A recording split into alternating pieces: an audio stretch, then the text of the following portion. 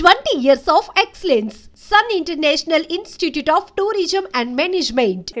నాకెందుకో మీకు అన్యాయం జరిగింది అనిపిస్తూ ఉంటుంది. నాకా ఏం జరిగింది మీరే చెప్పండి. ఇప్పుడు ఆయనే పాటలు పాడతారు ఎందుకని? ఆ లేడీ సింగర్ ఇంకొక సింగర్ వస్తుంది, మీరు ఎప్పుడు పాడరు ఎందుకు? సరే ఇప్పుడు పాడిపోయింది నువ్వు ఆగు.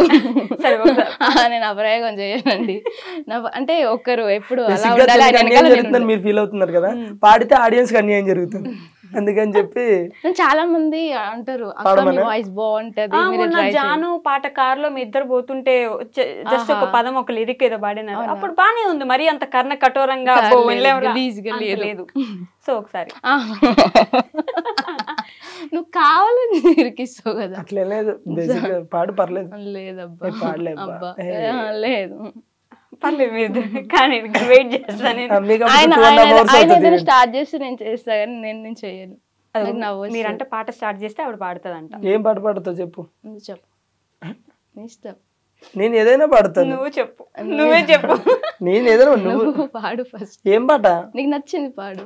మనం రెగ్యులర్ ముసుగు వెయ్యొద్దు మనసు మీద, ఎగరనీయాలి కుర్రాల గుండెల్ని తుఫాను వేగాలతో.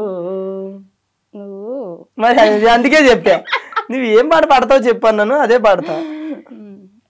అబ్బా రాజు ప్లీజ్ ఏదో రాజు పాపం ఆవిడకి వచ్చిన ఇప్పుడు మీకు వచ్చిన పాట నాకు తెలుస్తుందా? నువ్వు 6 years నుంచి ఉంటున్నావు అంటే నాతో ట్రావెల్ చేస్తున్నావు. నేను ఏం పాడతాను నా ఇష్టాలేంటి నీకు తెలియదు, బట్ నీకేం నచ్చుది నీ ఇష్టాలేంటో నాకు తెలుసు. నాకేం నచ్చుది చెప్పు. నీకేం నచ్చుతుంది? నీకు జబర్దస్త్ నచ్చుద్ది, నీకు యాక్టింగ్ నచ్చుద్ది, నీకు సాంగ్స్ నచ్చుతాయి. చెప్తారు లైవ్ లో కొట్టుకుంటున్నా నౌకరాజ్ గారు రాశా గారు దొరికిందా తమ్నీలు? ఓకే పాట ఏది? పాట పాడనా కీర్తనా. నిజంగానే భయపడతారు మీకోసం. నేను ఇప్పుడు బాగా పాడాను అనుకోండి, నెక్స్ట్ ఆఫర్స్ వస్తాయి, రాజుకు అందరంత దూరం వెళ్ళిపోతా. ఎందుకు మనకు అవసరమా? అందుకే నేను పాడిపోయి ఇప్పుడు కూడా మీరు అన్నందుకైనా నెక్స్ట్ నేను ఒక సాంగ్ పాడబోతున్నాను, రెడీగా ఉండండి. ఇప్పుడు కాదు, మన సాంగ్ రాబోతుంది. కాదు నిజంగానే ఏంటి కొత్తది ఏదో రేపు రిలీజ్ చేస్తున్నారంట. రేపా? మీది యాక్టింగ్ చేసినట్టున్నారుగా. చూసారా? చూడకుండా అంటానా? అది ఆ ప్రోమో వస్తుంది రేపు పొద్దున, వేరే వాళ్ళ సింగింగ్. ఓకే, మమ్మల్ని యాక్టింగ్ చేసొచ్చు. కాదండి మీరు పూర్తిగా జబర్దస్త్ నుంచి ఈ షార్ట్ ఫిల్మో లేకపోతే సాంగ్స్, అది కూడా ఫోక్ సాంగ్స్ ఎందుకని చూస్ చేసుకుంటున్నారు? అట్లేం లేదండి, బేసిక్ గా అది ఎప్పుడు ఉంటది. మనం రెగ్యులర్ గా ఈ సాంగ్స్ చేయాలి అని కాదు. ఓకే, ఫస్ట్ నుంచి మనకి సాంగ్స్ అనేది కొంచెం ఇంట్రెస్ట్, అలాగే ఇష్టం. ఫస్ట్ ఆఫ్ ఆల్ ఈ తెలంగాణ ఫోక్ అనేది నాకు ఇష్టం. బేసిక్గా నాది ఆంధ్ర, నాకు తెలంగాణ ఫోక్ అంటే ఇష్టం. ఓకే, ఓకే, తెలంగాణ అమ్మాయి అన్న కూడా ఇష్టమే. రెండో తప్ప ఫస్ట్ అంటే ఇష్టం నాకు. దీనికోసమే ఫ్రెండ్స్. మీరంటే ఇష్టం లేదంట, పైకలా చెప్తాడు కానీ లోపల ఉంటది. నీ దండం పెడతా నన్ను అడిగింది చెప్పని. సో అయితే ఇంకా సాంగ్స్ అంటే ఇంట్రెస్ట్. ఫస్ట్ ఒక సాంగ్ చేసాం, సాంగ్ చేసిన తర్వాత అది ఎంత 1.1 million 2 million వెళ్ళింది. ఓకే, వెళ్ళిన తర్వాత ఓకే మళ్ళీ మన వర్క్ మనం చేసుకుంటున్నాం. మళ్ళీ ఒక 6 months గ్యాప్ ఇచ్చి ఇంకో సాంగ్ చేసాం. అంటే మనం ఏదో ఒక ప్యాషన్తో చేస్తున్నాం కానీ ఏదో ఈ మొత్తం ఇటు కన్వర్ట్ అయ్యి లేకపోతే ఇందులోనే మనం ఏదో చేయాలన్నట్టు కాకుండా నాకు ఇష్టం, నాకు ఎప్పుడు ఖాళీ ఉంటే అప్పుడు ఆ ఖాళీని చూసుకుని చేసుకుంటూ వెళ్తున్నాను. అంత స్పెసిఫిక్ గా దీనికోసం స్పెసిఫిక్ గా అంటే ఇష్టం, అవంటే ఇష్టం. కాకపోతే మనకు ఖాళీ ఉన్నప్పుడు అప్పుడప్పుడు ఒకటి అన్నట్టు. ఓకే, బట్ లిరిసిస్ట్ గా సింగర్ గా అలా మారిపోతూ ఉన్నట్టున్నారు. నేనే షాక్ అండి. ఆయన బాధపడకు బెంగపడక లిరిక్స్ రాసినప్పుడు అంటే ఫీమేల్ లిరిక్స్ మాత్రం దేవకమ్మ గారు రాసిరు, మేల్ లిరిక్స్ లేవు. ఓకే, ఈయన రాసిండు. నాకు అది అక్కడ మ్యూజిక్ దేవకమ్మవే అప్పుడు స్టైల్ ఉండే, ఫస్ట్ స్టైల్ అవి ఉంటే నేనేం చేశాను, వాటిని మళ్ళీ మన జనరేషన్ తగ్గట్టుకు మార్చడం. మేల్ లిరిక్స్ ఏమి లేవు. మేల్ లిరిక్స్ ఏమి లేకపోతే అమ్మాయి ఏంటి పరిస్థితి అని అడిగా. నాకేం వస్తుంది నాయన, అప్పట్లో పాటలు పాడుకున్నావు నాయన అంటే అవునా తల్లి అని చెప్పేసి నేను కూర్చొని రాసి అమ్మ నేను రాశాను, అవి కరెక్టో కాదో సెట్ అవుతాయి లేదో చూడని ఫస్ట్ ఇది పాడా. బాధపడకు దేవకి నా సఖి అంటే నవ్వుతుంది. ఎందుకు నవ్వుతున్నావు అమ్మ అన్న. నా పేరు నీకు తెలుసా అంది. తెలియదు తల్లి అంది. నా పేరు దేవకమ్మ, నువ్వు దేవకనే పెట్టావు అందులో. అయ్యో తెలియదమ్మా ఏదో ఆటోమేటిక్ గా రాశాను వచ్చానని చెప్పి. లిరిసిస్ట్ అంటే ఏమో లిరిసిస్ట్ కాదండి, నేను జనరల్ గా ట్యూన్ ఉంటే నా వంతు ప్రయత్నం చేస్తా, నేను రాయగలుగుతా. ఎందుకంటే బేసిక్ గా నేను షోలు గిలు ఇవన్నీ రైటింగ్ నేను రాసుకుంటూ ఉంటా. ఏదైనా ట్యూన్ ఎవరన్నా కడితే రాసుకుంటా. ఖాళీగా ఉన్నప్పుడు నాకు నేను బాత్రూమ్ లోకి వెళ్ళాను అనుకో, లిటరేచర్ చదువుకున్నారా మీరు? ఏం చదువుకోవాలి, మామూలుగా ఏం చదువుకున్నారు? నేను డిప్లొమా. డిప్లొమాకి అసలు దీనికి సంబంధమే లేదు కదా? లేదు, అదే కదా నేను అంటుంది. నాకు యాక్టింగ్ కి నాకు కూడా సంబంధం లేదు, చేయట్లే. మీ ఇంట్లో ఎవరికైనా ఇంట్రెస్ట్ ఉంది లేదా అప్పట్లో లిటరేచర్, అది సాహిత్యం? ఎవరికి లేదు. అంకుల్ పాడతారన్నమాట, మా నాన్న జస్ట్ పాడతాడు, బాగా పాడతాడు మా నాన్న. అక్కడ నుంచి కొంచెం అట్లా పాడడం వచ్చింది, లిరిక్స్ రాయడం అనేది గ్రేట్, నేనే ఒప్పుకున్నా. దాని తర్వాత ఇంకొక సాంగ్ ఇప్పుడు కాదు కానీ ఈ సాంగ్ టోటల్ గా ట్యూన్ లిరిక్స్ అన్ని నేనే రాశా. నెక్స్ట్ ఇప్పుడు వచ్చేది, రేపు వచ్చేది కాదు, త్వరలో వస్తుంది. అబ్బిగో అని, అబ్బిగో సాంగ్ అని చెప్పేసి త్వరలో వస్తుంది. అది కూడా స్టార్టింగ్ ఒక లైన్ దేవకం దగ్గర తీసుకున్నాము, అంటే రబ్బిగో అని చెప్పేసి అది ఒక్క లైన్ అమ్మ దగ్గర తీసుకున్నాము. దానికి ముందు మొత్తం స్టార్ట్ నుంచి ఎండ్ వరకు నేను ట్యూన్ అనుకుని నేనే లిరిక్స్ రాసి, నేను లిరిక్స్ రాసినవి ఒక 3 సాంగ్స్ ఉన్నాయి, అవి యుద్ధం చేయబోతున్నాయి నెక్స్ట్. అది త్వరలో, అంటే జనాలు ఎంతవరకు యాక్సెప్ట్ చేస్తారని చూడాలి. ఒకటైతే ఒక్క సాంగ్ ఉంది, ఆ సాంగ్ అయితే అందరికీ నచ్చుతుంది. ఐ థింక్ మీ అమ్మాయిలకి నచ్చకపోవచ్చు, ఎందుకంటే అది మీ మీదే రాసి ఆపోజిట్ గా. అమ్మాయిలు ఎట్లా మోసం చేస్తారండి, ఇంకా దానికి చెప్తే కదా యాక్సెప్ట్ చేయడానికి. నాకు చెప్పలేదు, అది ప్రేమ ప్రేమ అంటే అది కదా, ఇది పిచ్చోళ్ళు రైపోర్లు అంటే పూర్తిగా చెప్పలేదు, జస్ట్ పల్లె వరకు ఉంటది కదా, అది చెప్పారు. సో ఆ సాంగ్ అయితే జనాలందరికీ నచ్చుతుంది నేను అనుకుంటున్నాను. అబ్బాయిలందరికీ నచ్చుద్దని చెప్పాలి మీరు. మీరు కూడా కనెక్ట్ అవుతారు, మీరు చేసే ఉంటాయి అందులో. జనరల్ గా సీరియస్ గా మీరు చేసి అది వద్దులే, ఇంకా సీరియస్ గా మీరు చేసే ఉంటాయి అన్నమాట. అలా అందరి మీద అందరు అమ్మాయిలు చేయరు అబ్బా, కొందరు జెన్యూన్ గా ఉంటారు, అలాగని అందరు అబ్బాయిలు పర్ఫెక్ట్ గా ఉంటారు. ఓకేనా, ఒక 2 లైన్లు పడతా సాంగ్, మీరు కనెక్ట్ అవుతారు చూడండి.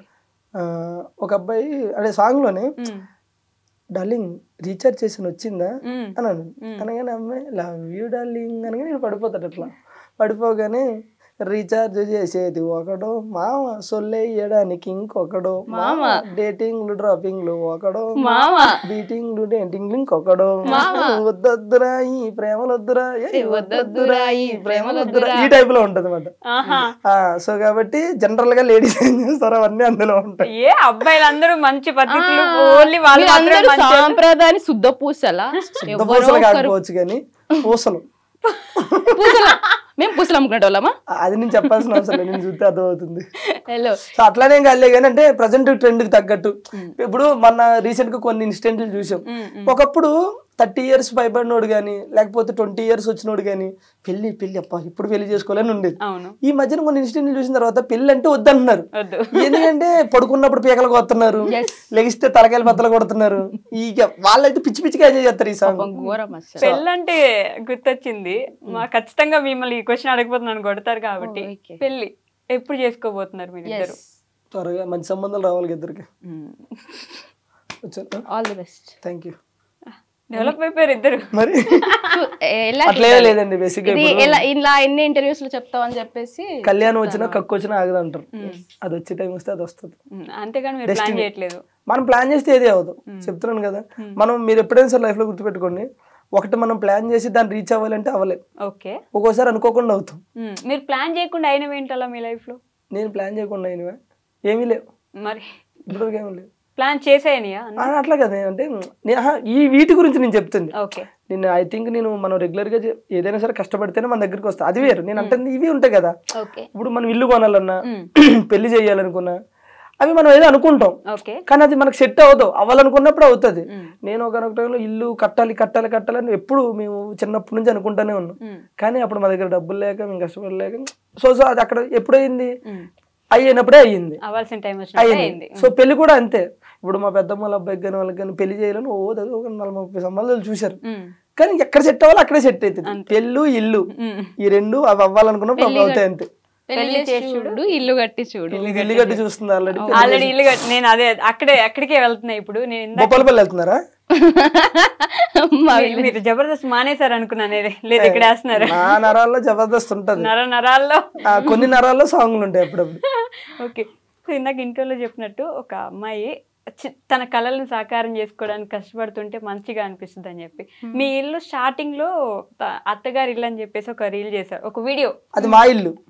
తర్వాత వాళ్ళ ఇల్లు కూడా చేశారు కదా, ఎందుకు చేయలేదు, చేశారు. బా చూడకుండా ఫాలో అవ్వకుండానే మీరు చెప్పంగానే అవునా మీ ఇల్లు అంటాను అనుకున్నారా? మీరు ఆవిడది కూడా చేశారు. ఆ ఇల్లు చూసినప్పుడు మీరు ఇల్లు కట్టుకోవాలని, ఆ ఇల్లు ఎప్పటి నుంచో మీకున్న కోరిక అంటే ఫస్ట్ ఇల్లు కట్టుకోవాలి, ఇల్లు కట్టుకోవాలి, ఇల్లు కట్టుకోవాలి. ఆ ఇల్లు కట్టుకున్నప్పుడు చూసాను అనమాట ఎంత కష్టపడ్డారు దానికోసం. మీరు కష్టపడ్డారు.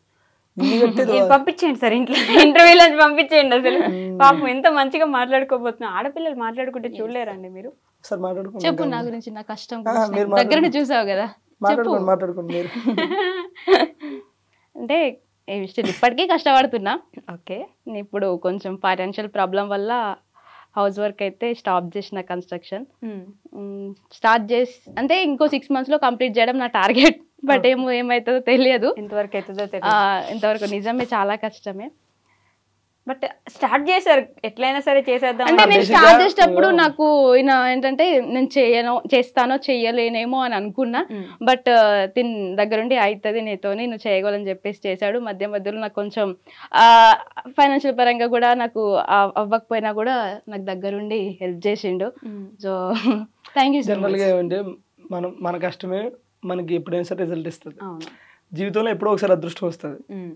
మనకి ప్రతిరోజు కష్టం మన వెనకాలే ఉంటుంది. సో దానికి అదృష్టం ఇల్లు రూపంలో వచ్చింది. బట్ నేను చెప్తున్నా కదా, మా జబర్దస్త్ మొత్తంలో అంటే మా బ్యాచ్లో, నేను మన ఈ బ్యాచ్లో అందరికంటే పెద్ద ఇల్లు ఎవరిదంటే దీనిదే. తెలిసి తెలియక అయిపోయింది, అది నాకు క్లారిటీ లేదు ఫస్ట్ ఆఫ్ ఆల్. ఓకే, అంత పెద్ద ఇల్లు బేసిక్గా మావన్నీ అంటే 2 double bedroom అట్లయితే వీళ్ళు 3 bedroom. ఓకే, సో తన కష్టం రీచ్ అవుతుంది. సో ప్రజెంట్ వెళ్ళేదారిలో అడ్డంకులు వస్తుంటాయి, చిన్న ఫైనాన్షియల్ ప్రాబ్లం, అవి కూడా సర్దుకుంటే అయిపోతాయి. ఏం లేదు, అయిపోతాయి అంతే. బట్ బాగానే కష్టపడి సంపాదించి కడుతున్నారు మొత్తానికి. నేను చెప్తున్నా పాపం కష్టాన్ని ఒకటే నమ్ముకుంటుంది అన్నమాట ప్రతిరోజు. అంటే సంపాదించాలంటే ఎలా అయినా సంపాదించచ్చు ఈ రోజుల్లో, అది మాత్రం. కాకపోతే పాపం తను యూట్యూబ్ అవి చేసుకుంటూ ప్రమోషన్లు చేసుకుంటూ కొన్ని ఈవెంట్లు వచ్చినా సరే తనకు కంఫర్ట్ లేకపోతే వెళ్ళదు. కొన్ని ప్రమోషన్లు వచ్చినా సరే అవి కంఫర్ట్ లేకపోతే పోదు. అంటే నాకు నీడ్ ఉంది, వెళ్తే ఏమవుతుంది, చేస్తే ఏమవుతుంది అనే టైప్ కాదు. ఈ రోజు కాబట్టి ఇల్లు రేపు కట్టొచ్చు. మన ఏమంటారో ఆ సెల్ఫ్ రెస్పెక్ట్ అనేది ఒకటి ఉంటుంది, దాన్ని పోగొట్టుకోవద్దు, ఆ మనసును చంపుకొని వెళ్ళొద్దు అనే టైప్ మాట. సో అందుకని కష్టపడుతూ ఉంటాను. అదే అర్థది, అది కూడా కంపెనీ చూసి మీరు నేర్చుకున్నారే అలానే అనుకోండి.